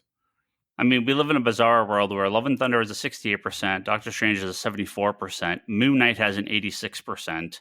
And What If has a 94%. So I guess I watched different movies than these people. Ragnarok, let's actually scroll down. Cloak and Dagger is 87%. Get the hell out of here. Ragnarok is a 93%. Yeah. See, I just... Yeah, Ragnarok was, I mean, it is, what is... Well, these aren't sorted, unfortunately, but of the actual movies, No Way Home has a 93%, Miss Marvel has a 98% for the show, Endgame's a 94%, Black Panther's a 96%. I've been enjoying Miss Marvel. My daughter's really enjoying it. Homecoming is a 92%. Miss Marvel. I've been really pleased with it. Yeah, we've only seen the first couple, but it's good. It's good. Yeah, and again, we've talked. It's not necessarily for me, but like I love just sitting there watching my daughter really enjoy it. Like. Yeah, that's great. Yeah. Like, and she's experiencing it with me. So for me, it's more of an experience with my daughter than it is necessarily about the content. The content's not bad. It's entertaining. Yep. It doesn't make me go, oh my God, this is horrible. This isn't for me. I don't want to watch this. It's still fine. I still enjoy it. Right. No, you said, there's there could be, you can think something is decent quality and be like, well, it's not really for me, but it's, it's done well. Yeah. And yeah, I think it's definitely done well. I've not, the couple episodes we watched, I've definitely enjoyed them. So, there is a little more focus on the bigger MCU properties to, this actually quote unquote matters. Right. And then I watched Moon Knight and I'm like, well, fucking apparently not, because this goes nowhere. And I really liked Moon Knight, but it is the first thing that I think I've seen since this whole thing began, where I felt like it could easily be completely disconnected from everything. I don't think I even caught any part where it seemed like they even mentioned other than the fact they mentioned Bast, which is the god from Black Panther and stuff like that. But yeah, I think I want to say they mentioned something. They mentioned the Avengers at some point. Do they? Yeah, I mean, they may mention something random, but it was it's just a one-off. Yeah. Just barely connected. Kind of like the way the Netflix shows were well, I mean, technically, but not really. They're just but now, baby, we're bringing them in. And I'm totally down with that, assuming it's better than Kingpin's appearance in Hawkeye, because that was dreadful. But I'm so excited for She-Hulk and the and the Daredevil cameo that has to be in there. I assume he's got to be in Daredevil, or I assume he has to be in She-Hulk. Yeah, it just makes sense. Yeah, but and what have I been saying this whole time? I have no problem with comedy when it fits. She-Hulk is historically a comedic character, and if they do some good stuff with her in that, I'm totally down. Yeah. I don't need, when they've done in some of the more recent arcs in comics, they've tried to do some more serious stuff with She-Hulk. I don't think it works at all. I don't need it to be a joke character. I don't need her to be ambush bug. But her stuff with the I didn't the mental post-traumatic stress stuff and the mental health stuff. It was a weird horror comic for a minute. It was it became this something. I tried reading it and I was like, okay, I can feel for her on the one end with the mental health stuff and that. I can get behind that. But then they just twisted it into this horror thing, and I'm like, oh, how does this make any sense? I think they were trying to go off of Immortal Hulk, and it just wasn't the character. Like I said, I don't need her to be ambush bug. I don't need it to be crazy whack, totally off the wall wacky and fourth wall breaking. Like some of the comic has been at points, but I expect it'll be a lighter comedic show, and that's great. That's what it should be. It shouldn't. She-Hulk should not be way over the top, dark and serious. But Gore the God Butcher kind of should be. I just really to bring it all back. Yeah, maybe there are points where you want to choose your villains a little bit better. And sure. If he's fighting the Impossible Man, make it a comedy. I guess let's for my ending part, to just anybody listening who hasn't read it, do yourself a favor, go pick up that Jason Aaron omnibus if you can afford it, or pick up the trades, because the Gore stuff is incredible, but then the arc after that is basically Thor D&D, where he puts together a party of elves and trolls, and they go on a quest to fight Malekith, and then they introduce Dario Agger, who's the Roxxon CEO, who's also a Minotaur, so fucking good. Yeah, man, it really isn't to War Realms where I feel like the series kind of falls apart. War Realms is not good, but the first couple years of Aaron's run on Thor was fantastic, especially that first arc, and kind of what you were sort of alluding to before. The early stuff, it takes place with Thor over 3 time periods, and what are the girls? They're technically his granddaughters. His granddaughters. It says his granddaughter, right? And those are cool characters, and that whole series, the way it was sort of told, that was Thor, God of Thunder, right? That's the original. That's the beginning Jason first Aaron couple stuff, arcs. Yeah, because he had to do what 5 Thor #1s during his run because of the way Marvel works. Marvel renumbered to make it Jane, then renumbered again after a year because of the stuff, and then renumbered again after a decade. It was just it's super frustrating. Yeah, just buy the big omnibus, so it's all in order. They do have soft covers that collect it as well, which those will probably be easier to find because that omnibus is I think Volume 2's been out of print for a long time. Just like some of those Thor. I thought it just came out. trades. I guess I No, lucked the out Thor then. Omnibus came out. The Omnibus, the collected, the softcover ones, those have been out for a while. The 5th one just came out, but they probably didn't reprint 2 yet. Well, I think there should be a second Thor Omnibus because you have Thor Volume 1 and then there's the War of Realms stuff, but it doesn't collect the end of his stuff. So I believe there should be a second volume. I believe. Yeah, no, I think there's 2 or 3 coming, right? There should be 2 and then War of Realms, if my math was right. Well, because they have to there's finish stuff up like after the Realms. Jane Foster stuff, right? Because like her arc ends. Yeah. Because the first one collects the God of Thunder, which is 1 to 25, which is the original. Yeah, which is the original, and then Thor, which is when it goes to Jane, but there's only 8 issues in an annual for that. That's the original run, and then it gets. But this throws Thor's in the Secret Wars stuff. Yeah, which is fine. Which is fine. And then we get the 12 issues of the Mighty Thor run, which is the other Jane stuff. And then it gets renumbered. Then it gets renumbered again. And then there's War of the Realms and the final run and like the end up. So there should be at least one more volume for all that. So yeah, but that's great stuff. Yeah. And now Marvel's been doing a better job of keeping that stuff around. So the omnibus should be out there. They'll probably do another printing of that. Yeah. I mean, especially now with the release of the movie. Quick question, Julian. The comics are great. Yeah. Which cover did you get for your omnibus? Oh, it's the Assad Ribic one. The only one you should get. Mm-hmm. That's what was available. It was funny because I picked up that, and then also when I saw all of the online complaining about the way She-Hulk looks in the show, I was like, yeah, it's time to buy the John Byrne omnibus of She-Hulk and to be like, no, look, this is the character. Like, yeah. That, I mean, we'll talk about that probably at some point when the She-Hulk show comes out, but I felt like that was such a weird complaint from fans where I'm like, I mean, that's what She-Hulk looks like. She's not she's not the Hulk. She's not some massive brute. No. Like, she can still step on you pervs. Like, yeah. Oh God, if She-Hulk was stepping on dicks and just squashing cock, oh man, Ryan would be all up in that. Yeah, me.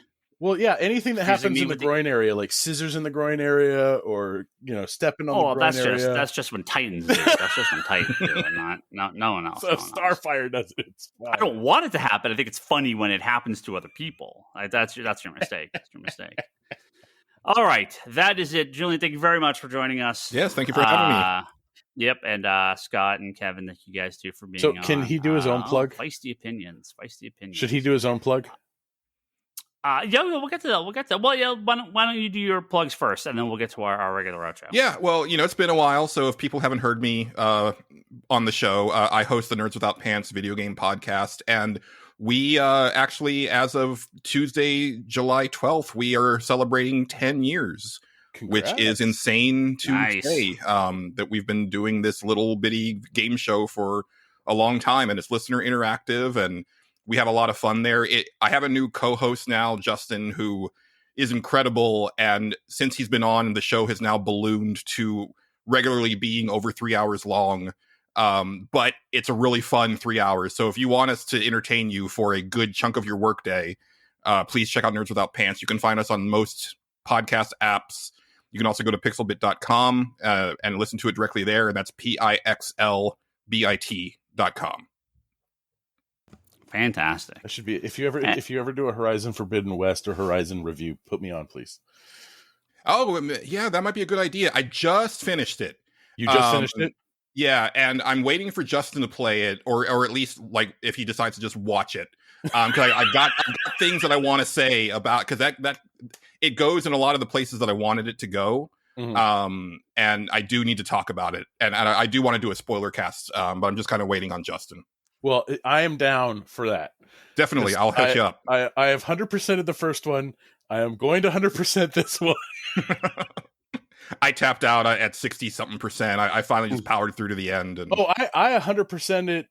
Well, they don't count some of the things, but we'll talk about that later. Go. Our outro. Ryan's sitting here going, it's almost fucking 2 hours. No, that's fine. No, it's all good. I like the long episodes. Our high-tier Patreon backers, Joe Duff, Kelsey May, Craig Anderson, and ClearPathCoaches.com, who I believe posted on the forum that he liked it. I'll have to check back and double-check on that. Jimmy Rivera at the Social Forum Podcast, and Talon Bray, thank you all very much. And everyone else at patreon.com/comicconspiracy. Check out comicconspiracypodcast.com and Apple Podcasts for all our previous episodes. You can go to the store, comicsconspiracy.biz. That's our store website. I believe we have all the Thor stuff in stock except for that Volume 2. Except for that volume. I believe Volume 2 is the only one we don't have because it's been unavailable for a while. But all the Jason Aaron Thor stuff is available, so I definitely recommend checking out the comics. Spirit of Brock is Brock's website for his stuff when he's got time to put stuff up there. Wanderers in the Fourth Dimension podcast, that is Charlie's Doctor Who podcast, and Charlie and Toby will be on at some point soon. I know they want to talk Thor. They just be able to see it for tonight. We're off next week because everyone's gone getting ready for Comic-Con and either gone or on their way and can't record. I can record week after. Well, I mean, if major, I'm gonna not be probably ready. If something crazy happens, we'll do an episode. We'll do a short episode, but more than likely, because that'll be 2 weeks without an episode. Then it'll just be 1 week because we're going to record. Oh, you're going to record when you get post Comic-Con, okay. right? So the Monday, we'll probably end up having to record Tuesday that week for Toby. But Lane, Toby, Kevin, myself, and whatever else, and Brock. I mean, obviously you'll be here. I mean, I'm always here for him. I'm like, I just want to hear it. Maybe one day I'll go. As of right now, the plan is we're all going to Comic-Con. Those COVID numbers aren't looking great, but they're mass mandates, so we'll see what happens. So yeah, shouldn't be no episode next week because everyone's going to be at Comic-Con. But the week after, when we get back, we will have a big episode. Charlie, I don't know if he'll be back on for that one, but Toby definitely will be. And then we're going to get them on a little while later to talk about Love and Thunder. And don't forget Kevin's weekly interview series called Between the Panels at fanbasepress.com. And check out the Eisners. They have a chance. Yep. They're nominated. That website. Because technically our store is Eisner nominated. So we have been nominated for Eisners. Yeah, it's always nice. We'll never win, but it's nice to be nominated. I don't know. Next year, man. I shipped out a whole bunch of stuff. Solidify it. And my wonderful wife, Leanne, her website, leannehill.com. Thank you for coming with me to Thor, Love and Thunder. I think she gave it like a C. Like a C? C minus? Oh, geez. We needed Kevin here for the reaction. She's kind of looking. Yeah, she's kind of looking at me with her face. The worst thing she could give it. C. Etsy.com/shop/LeanneHillArt. Go pick up some prints from her. If you're on Twitter, Ryan Higgins Ryan is myself. Brock is Brock Sager. Toby is Toby XI. Charlie is Insanity and Chaos. Kevin is that Kevin Sharp. The store is Comics Con Store. Bryce tweeted today. Bryce today liked a tweet from May. So his account is still active. It's his once every 6 month time getting onto Twitter. So we're gonna try to drag him back onto the podcast at some point. Larson, Bryce, and Julian. What's your Twitter handle? I don't have it in front of me. Yeah, my personal handle is at Julian_Titus. Definitely at me on your thoughts on this. I'm happy to engage. And my show is at NWPcast. And CS Shea. You forgot CS Shea. Oh yeah, and CS Shea. That is Scott. You can let him know how right or wrong he is about his opinions. For the second time, he hated the movie, and Toby started talking the movie, and I took a Bryce reaction where he's like, "Well, I have to defend some of it because I'm a Marvel guy." Well, Bryce claims he saw it this weekend. Yeah, that's what he says. I don't believe it. Geekbox, and I believe I know Justin Haywald saw it, so we might have a small Thor talk because I'll get Justin's take on Geekbox this week, and then our good friends over at Manga Machinations, go say hello to them. Oh, and real quick, just because you have such a pretty wide audience and people that are plugged into things, I just want to put out into the universe Jared Kiso for Wolverine. Thank you. Oh, I think I've seen that. I've seen that guy's name. Like, there's a bunch of people bouncing around for Wolverine names, and I'm like, sure, because it doesn't matter. Because it doesn't matter, but he's like, figure it out. Like on Letterkenny, like his character fights a lot, and like every time he starts a fight, he unbuttons his sleeves, and every time that I see that, I'm just like snicked.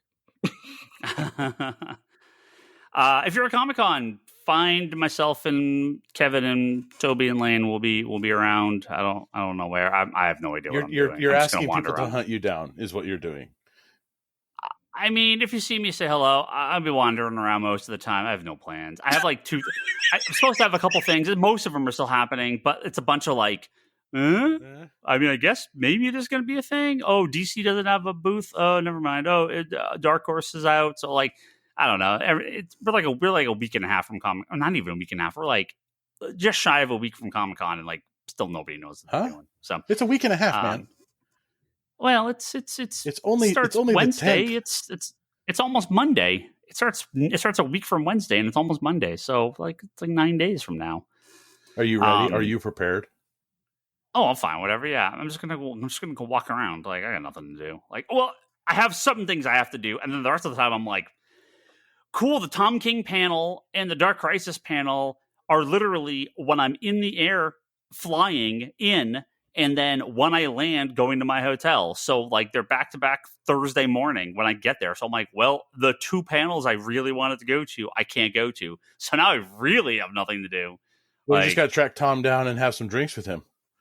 Well, I mean, probably won't happen, but I'm sure I can harass him at the comic art booth and buy some prints from him or something. Gotta get that classic Tom King sketch of Stick Figure Batman. It's the best. Okay, that's it. Julian, thanks again once for being on, guys. It was a genuine pleasure. I've missed talking to you guys, so this was a total blast. That was great. He's addicted and now. we'll see everyone, I guess, in 2 weeks.